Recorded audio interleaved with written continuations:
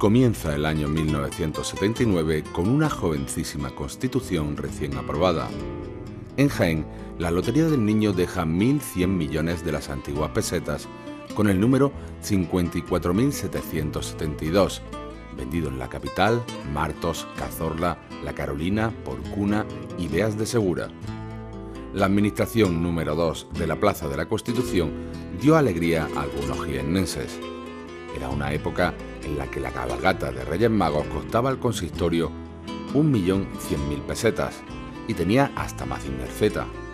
El estado ruinoso del mercado de San Francisco terminó con su clausura y demolición, aprobado en el pleno del 14 de agosto. En el mismo espacio se construyó el actual mercado por un valor de 385 millones de pesetas. Los puestos se trasladaron, no sin polémica, al Portillo de San Jerónimo. El mercado no estaba en condiciones de poderse utilizar, entonces se cambió al Portillo de San Jerónimo. Fue molesto para Jaén y fue para todos, pero el resultado fue extraordinario. También, en agosto, comenzó la demolición del obispado, del que se respetó la fachada. La curia se instaló provisionalmente en el seminario diocesano. Las primeras referencias de este palacio datan del siglo XV, aunque sufrió una gran reforma en el siglo XVIII. Uno de los 6 murales que el pintor linarense Francisco Baños hizo en Jaén fue destruido en estas obras.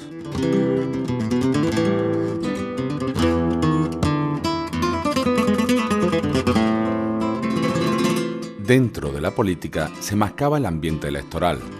Los españoles habíamos pasado por 2 referéndums y unas elecciones generales en tan solo 2 años. Ahora quedaba otras elecciones generales y por fin las municipales. La disolución de las Cortes se produjo el mismísimo 2 de enero. Los ciudadanos habían sido llamados a la urna en el 77 una vez, en el 79 otra vez, pero habían sido llamados también a referéndum, ¿no? En el 78 para la aprobación de la Constitución, también antes para la aprobación de la ley de reforma política. Con lo cual, en 2 años, esta es la 5ª vez que se le llaman a las urnas. 8 de enero, Luis Gea, presidente de la Diputación, deja su cargo para poder presentarse en la lista de UCD para las próximas generales. Fue elegido el 25 de abril de 1977, aunque con anterioridad había ejercido como vicepresidente en el mandato del carolinense Ramón Palacios. Juan Solís Rostain es nombrado presidente accidental. De Luis Gea Cobo, lo primero que tengo que decir es que era una extraordinaria persona. Yo lo recuerdo, tuve un trato con él exquisito, y lo recuerdo como una persona que le gustaba mucho dialogar, era muy favorable siempre al consenso.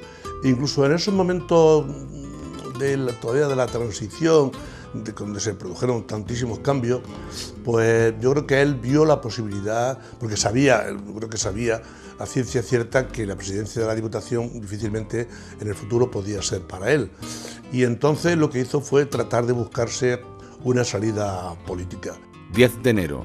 Aparecen los primeros nombres que pueden engrosar las listas para el Congreso y el Senado. Ya se habían hecho público que Armando López Salinas podía repetir en el PC, pero esa posibilidad se diluye a los 4 días en favor de Felipe Alcaraz para el Congreso y Manuel Anguita para el Senado. Hay un enfrentamiento. Armando López Salinas había sido un hombre que yo creo que era un gran intelectual, pero creo que políticamente no tenía, en primer lugar, no tenía arraigo en la provincia, no tenía una... aunque él lo intentó, que conste, él intentó integrarse, pero fundamentalmente él era un intelectual. Yo creo que era un hombre que no estaba bregado en la lucha diaria y en una provincia tan particular como esta, donde la inmensa mayoría de la militancia del partido era campesina, ¿no? Fundamentalmente, ¿no? En la UCD se hablaba del demócrata cristiano Ruiz Jiménez para encabezar la lista de Jaén. Era un momento en donde había que hacer las listas de alguna manera, se buscaba gente próxima, y parece ser que alguien lo tanteó, pero aquello no llegó a cuajar. Se empezaba entonces en el orden democrático, pues la verdad es que cada día sonaban nombres y muchos de los que en principio se apostó por ellos para que fueran en las listas, o bien no salieron, o bien pues finalmente desaparecieron del mapa. En el Partido Socialista se barajaban nombres como Calahorro, José María Sánchez, Cándido Méndez, Cristóbal López Carvajal, Antonio Ojeda, Miguel Cobo o Antonio Villargordo. 2 días después, se filtra que en el Comité Provincial Ampliado se mete, por votación, el abogado Alfonso Fernández Malo, cabeza visible del sector crítico tras el fallecimiento por accidente de su padre, Fernández Torres. A la inclusión del socialdemócrata Miguel Boyer, ya sabida, el 16 de enero llegan las listas a Jaén desde Madrid con sorpresa, la exclusión de Fernández Malo. Pero se traslada en la confección de las listas. Se van a elegir los candidatos y mandan a Boyer. Ya desde entonces, las listas al Congreso de los Diputados y al Senado, quien las aprueba definitivamente es el Comité Federal. Digamos, la provincia tiene capacidad de propuesta, pero no decide. Cuando llega al Comité Federal, quitan a Alfonso.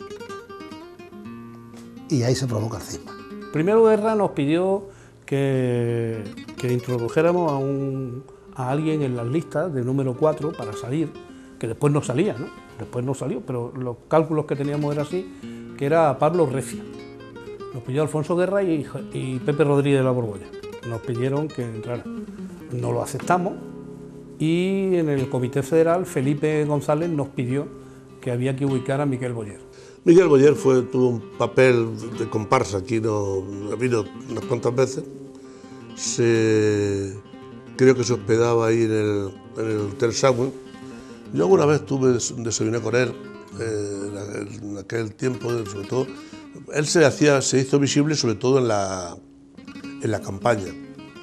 Y bueno, algunas cosas supo de Jaén, como por ejemplo los temas económicos que le escribieron en su día, bueno, para la privatización de Euteco y la cooperativa, que eso fue obra exclusiva de Boyer. Yo ha sido la personalidad política más brillante que yo he conocido a lo largo de mi vida, desde el punto de vista intelectual. Miguel Boyer era físico, Miguel Boyer era economista, Miguel Boyer pertenecía al Servicio de Estudio del Banco de España.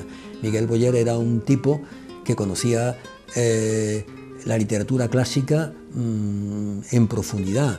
Miguel Boyer era un ilustrado, era sin duda un representante de la burguesía liberal española, pero era un hombre de una brillantez intelectual extraordinaria. 12 de enero, segundo Congreso Nacional del Partido Socialista de Andalucía, que cambia de nombre y pasa a llamarse PSA, Partido Andaluz, además de apostar decididamente por el nacionalismo. Una cuestión de marketing político de cambio profundo de ideas. No se dijo para nada que se renunciara a ningún tipo de la ideología de los planteamientos sociales del partido, que siempre los mantuvo. Es decir, no se puede entender que era un corrimiento del partido hacia la derecha, hacia imitar a otros partidos de ámbito estatal hegemónicos en sus comunidades, como el PNV o Convergencia y Unión, sino puramente por diferenciarnos del partido hegemónico de aquí, que era el PSOE. 13 de febrero, tercer Congreso Provincial del PSOE, de carácter extraordinario. En este congreso se debatió la postura a seguir en el Congreso Federal Nacional, fechado una semana después en Madrid. Boyer y Calahorro defendieron la línea socialdemócrata. El bando de Torre Perogil, comandado por Fernández Malo, y otras poblaciones jaeneras votaron por el marxismo. El Congreso se posiciona en favor del marxismo. Boyer renuncia a ir como delegado para no tener que votar esta postura. Los conflictos internos de los socialistas se recrudecen. A Miguel Boyer no le conocía a nadie. Nos venimos, si no me equivoco, Fernando Calahorro, Antonio Montes y yo con Miguel Boyer, o venimos en 2 coches. Llegamos a la calle Hermanos Pinzón, a un cocherón que era donde hacíamos los comités provinciales, que estaba el ambiente no caliente, multiplícalo por 40, el calentón que tenía la gente, y de repente, bueno, pues ahí se monta una de mucho cuidado. Y entonces, cuando salió de la tesis de apoyar el marxismo en el Congreso, dijo que él no iba como delegado porque él no podía representar lo que había que representar en Madrid y defender esas tesis marxistas. Hay una frase de Fernando Calahorro que yo recuerdo: sobre mis hombros, sobre mi trabajo, nadie se sube al poder por muchos años que lleve militando. Es decir, hay que crear un nuevo PSOE a partir de la gente nueva, de la gente joven. Y recuerdo las descalificaciones brutales contra Fernando por parte de la gente de ese sector histórico. Los candidatos que nos mandaron a Jaén no fueron personalidades secundonas, porque Miguel Boyer fue lo que fue, y Fernando Morán, que era otro hombre también intelectualmente muy dotado, fue ministro de Asuntos Exteriores. O sea que Jaén no se le mandaron unos candidatos cuneros de segunda fila, sino todo lo contrario, de lo más significativo que tenía el Partido Socialista en aquel momento. Y Miguel lo pasó muy mal, porque Miguel era un hombre con una altura de pensamiento y de exposición de sus ideas. Y claro, se enfrentaba a una agrupación donde eran muchas las vísceras, donde había mucha visceralidad y escaso discurso político. Al excluir el Comité Federal a Fernández Malo de la lista para el Congreso de los Diputados, un grupo de militantes de Torreperogil recorrieron la provincia pidiendo que no se votara al propio PSOE en las elecciones de 1979. Quitaron a Alfonso Fernández Malo y se introdujo a Miguel Boyer. Y entonces ahí es donde se produjo ya una escisión brutal con la gente de Torreperogil, etcétera, etcétera. A partir de ahí fue donde se empezaron las grandes complicaciones. Yo tuve un fuerte enfrentamiento con Guerra y con Felipe, un fuerte enfrentamiento. Leocadio Marín fue testigo, porque no entendía por qué se tenía que ir, ¿no? Porque eso yo sabía que rompía el partido en la provincia, yo lo sabía, porque era una actitud, y ahora hay que decirlo, completamente arbitraria por parte de Felipe, completamente arbitraria. Nunca la he entendido, nunca la he aceptado, aunque la acepté, me tenía que haber ido también, lo pienso así. Vino Miguel Boyer, pero si Alfonso Fernández no fallece, el cabeza de lista del partido de la provincia de Jaén del Partido Socialista Obrero Español hubiera sido sin lugar a dudas Alfonso Fernández Torres. De hecho, el conflicto surge cuando es elegido su hijo y el Comité Federal de Listas le quita. Él iba en la lista y Alfonso me dijo, como representante de Jaén: mientras yo mande en este partido, este señor no nos representará nunca. La Comisión Federal de Conflictos tuvo que tomar cartas en el asunto. Suspendió de militancia a todo el grupo que había hecho campaña en contra. Incluso 80 militantes de la corriente crítica decidieron no ir al Congreso Provincial. Tomamos la decisión de no votar en las elecciones al PSOE y hacer campaña en contra, en las agrupaciones, ¿no?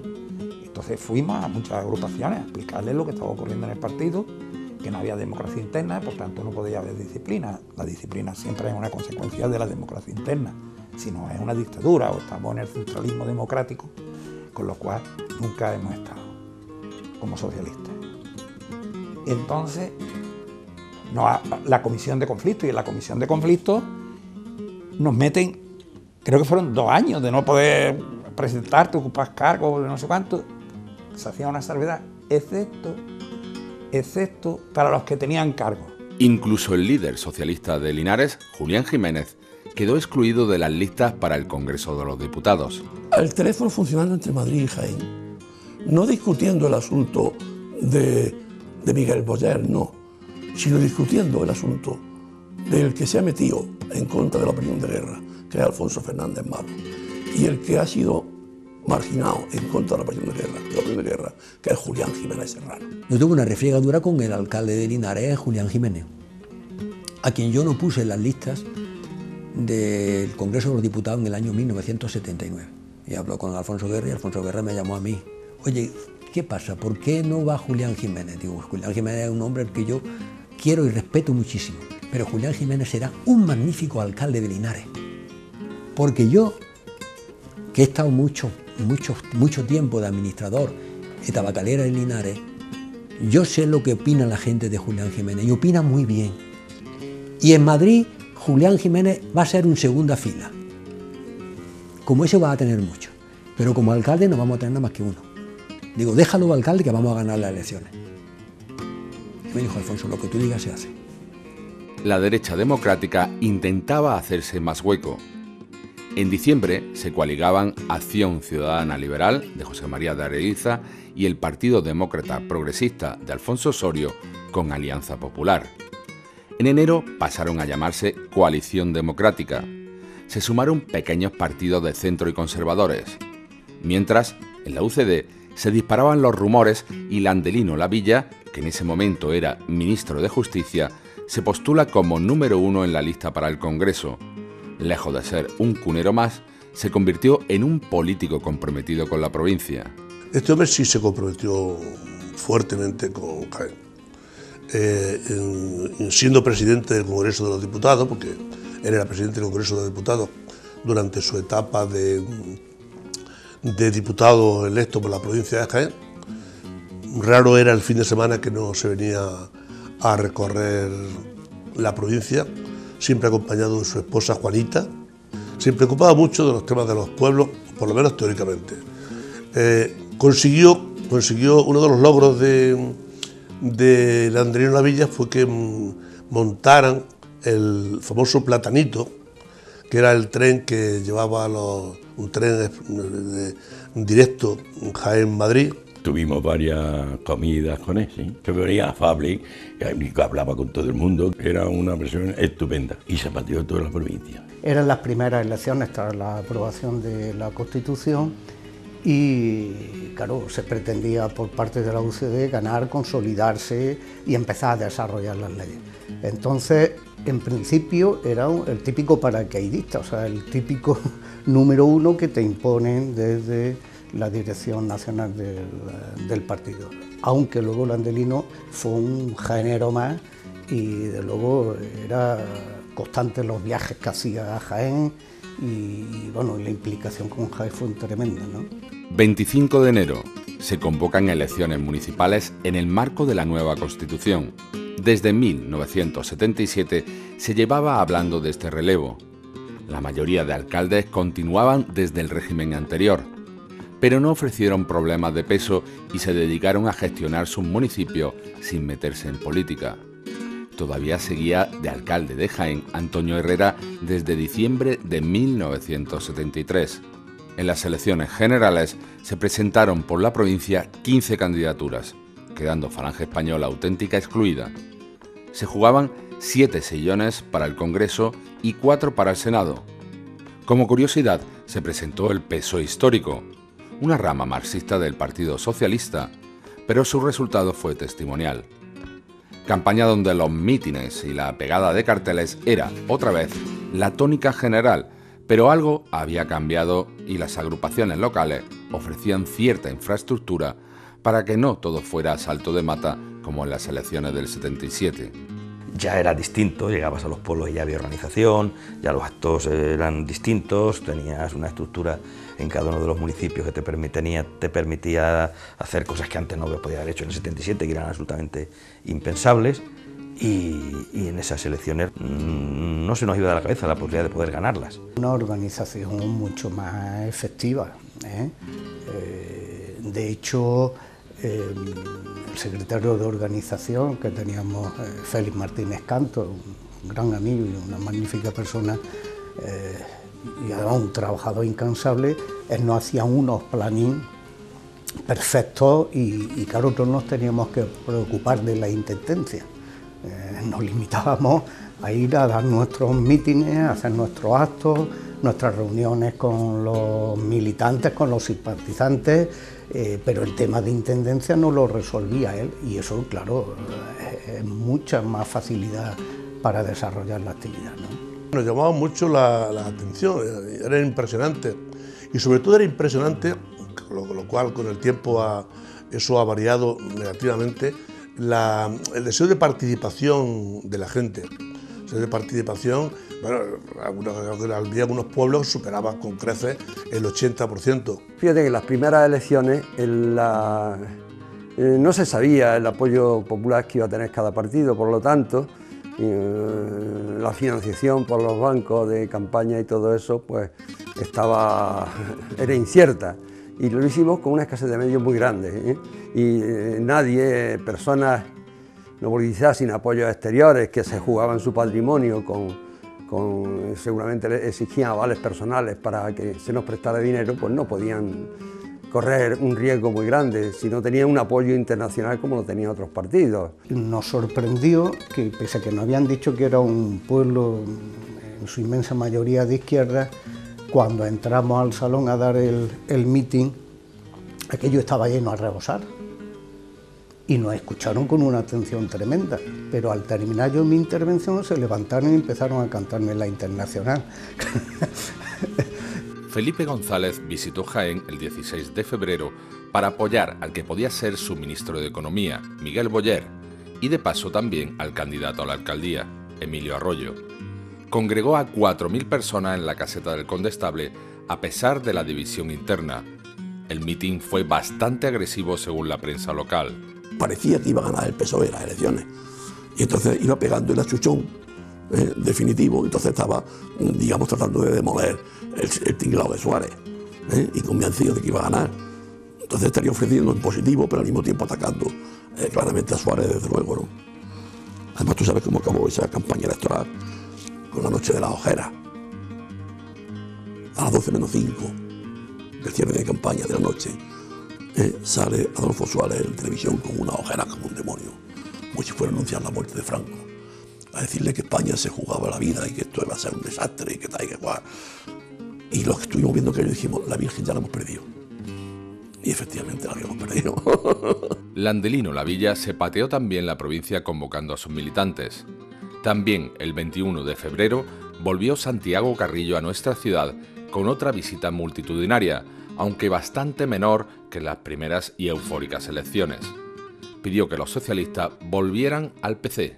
Con los medios que había hace 40 años, que hacer 2 campañas prácticamente en un mes. Entonces eran a más de 20 días, no eran de 15 como ahora, eran más intensas, y los medios de comunicación que había no eran los de ahora, y básicamente era a base de mítines, pateándote la provincia, teniendo incluso 2 días, en un día 2 mítines en 2 poblaciones cercanas, y mucho trabajo también casa por casa. Landelino tenía tirón, porque aparte de ser un personaje, era el ministro de Justicia, tenía tirón, y en todos aquellos mítines que él participaba realmente se llenaba. 1 de marzo, elecciones generales ganadas por UCD a nivel nacional.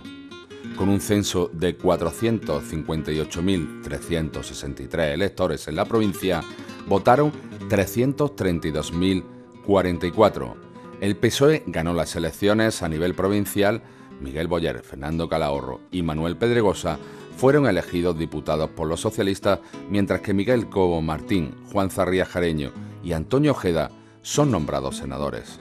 Muy lastradas, de alguna forma, por la expectativa de poder ganar el gobierno de España. De hecho, recuerdo que a Miguel Boyer, estando él de candidato aquí, le pidió una entrevista a un representante de la embajada americana, porque de alguna forma Miguel Boyer podía, luego lo fue, ser el ministro de Economía de un gobierno de Felipe González, si Felipe González gana las elecciones del 79. Y recuerdo que tuvo una entrevista en el Hotel Condestable con los representantes de la embajada americana.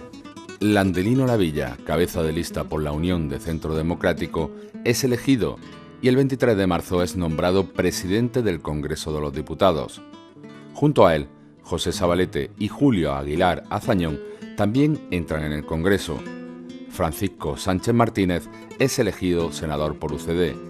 Felipe Alcaraz es nombrado diputado por el Partido Comunista. Unas elecciones tras otras eran absolutamente un golpe tras golpe, tras golpe, tras golpe, ¿no? Es decir, no levantábamos cabeza de ninguna manera.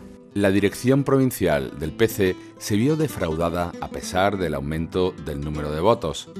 La intensidad de las actividades durante la campaña no se vio recompensada con un resultado mayor, aunque se festejó la consecución de un escaño para Felipe Alcaraz, que en 1977 se negó por un puñado de votos. Y aquel diputado yo creo que venía a hacer justicia, no ya a Felipe Alcaraz, sino al partido y a la lucha que había tenido. De manera que hubo una celebración por todo lo alto, porque entonces, lejos de la decepción del 77, ya sabíamos lo difícil que nos resultaba sacar. La campaña fue una campaña, yo creo que había mucha ilusión dentro del partido, ¿no?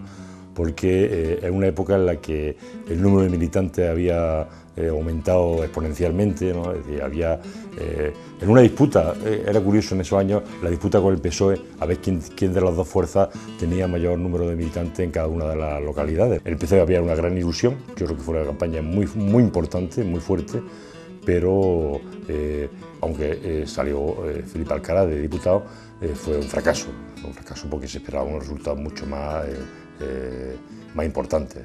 El PC se había encargado de la lucha antifranquista durante casi 4 décadas y una vez conseguido un proceso democrático, no contó para el votante. Aquí la transición en Jaén y en la mayoría de España, el 90% de esa carga se la echó a la espalda del Partido Comunista de España. Y el cambio y la transición democrática la protagonizó el Partido Comunista de España.